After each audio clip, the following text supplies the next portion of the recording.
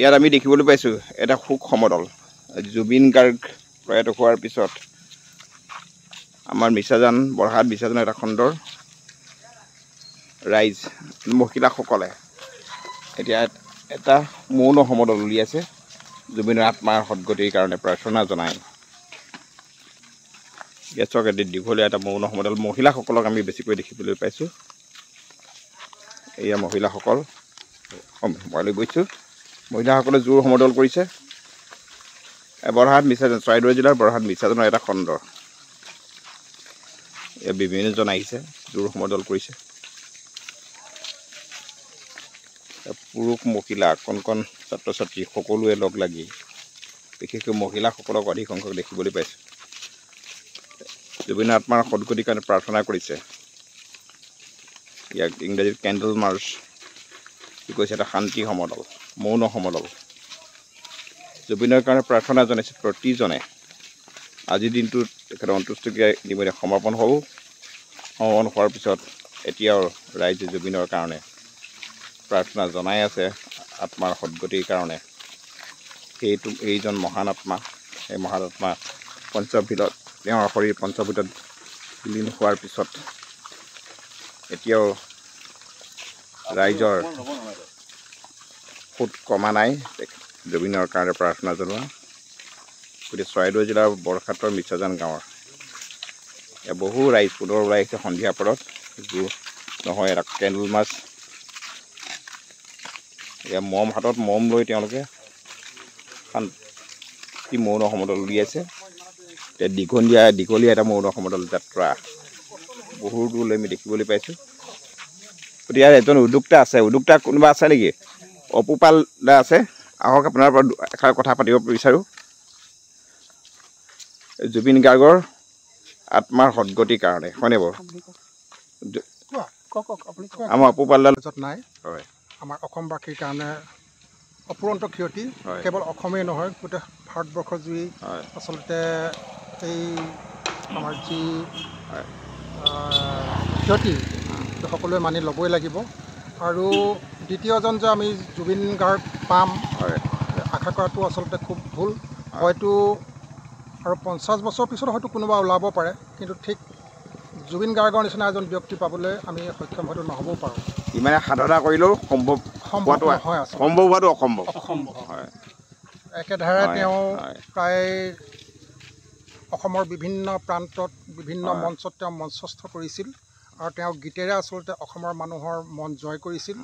আজি কেৱল গীত নহয়, গীত কথাৰেও তেওঁ কণ্ঠৰ বজ্ৰকণ্ঠ বুলি কোৱা হয়। গতিকে আজি তেখেতৰ অনুপস্থিতিত আজি অসমবাসী ৰাইজ একদম মৰ্মাহত হৈছে। গতিকে সেয়েহে আমাৰ বৰহাট অঞ্চলৰ মিছাজান গাঁৱৰ ৰাইজে তেখেতৰ আত্মাৰ সদ্গতিৰ অৰ্থে আজি শ্ৰদ্ধাঞ্জলি অনুষ্ঠানটি ৰাখিছিল আৰু সেই শ্ৰদ্ধাঞ্জলি অনুষ্ঠানত ময়ো অংশগ্ৰহণ কৰিছিলোঁ। আৰু শ্ৰদ্ধাঞ্জলি অনুষ্ঠানৰ সমাপ্তিৰ পিছতেই আমাৰ উপস্থিত সমূহ ৰাইজে এটা মৌন শোভাযাত্ৰা উলিয়াইছিল। সেই শোভাযাত্ৰা ইতিমধ্যে আমাৰ প্ৰায় অন্ত পৰাৰ দিশত। গতিকে আশা কৰোঁ তেখেতৰ আত্মাই সদ্গতি পাওক, সেয়ে আমি কামনা কৰিছোঁ। ধন্যবাদ গতিকে মই এতিয়া ওচৰলৈ আহিছোঁ আন দুজন উদ্যোক্তা এতিয়া সমদলটোৰ হয়নে বাৰু মৌন সমদল। গতিকে আমাৰ এই দাস ভাইটি হয়নে বাৰু, তোমাৰ নামটো কৰিলোঁ আগতে।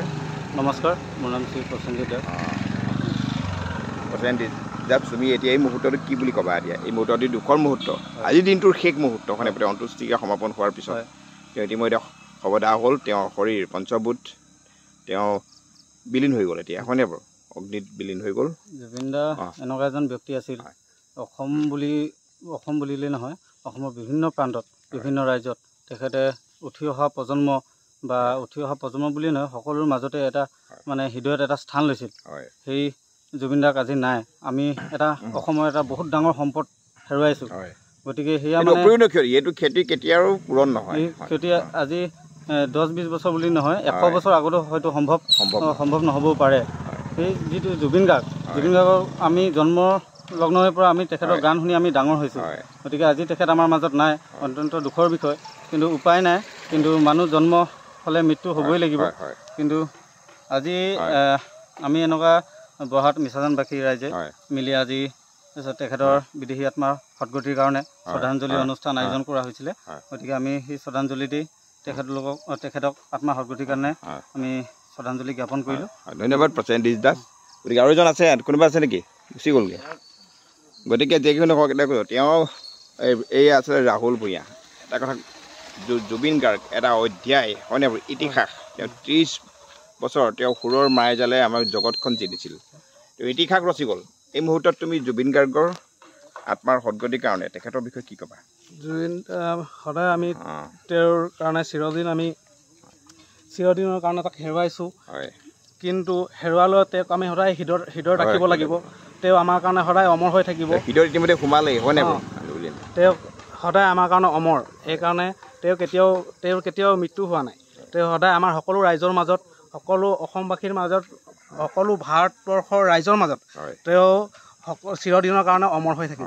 মই ইমানটোৱে কওঁ। ধন্যবাদ। গতিকে দুখৰ মুহূৰ্ত আমি বিশেষকৈ আৰু কথা নাপাতোঁ। এই কৰি ময়ো মুখৰ পৰা কৈছোঁ জুবিন গাৰ্গ, জয় জুবিন গাৰ্গ। জয় জুবিন। ধন্যবাদ।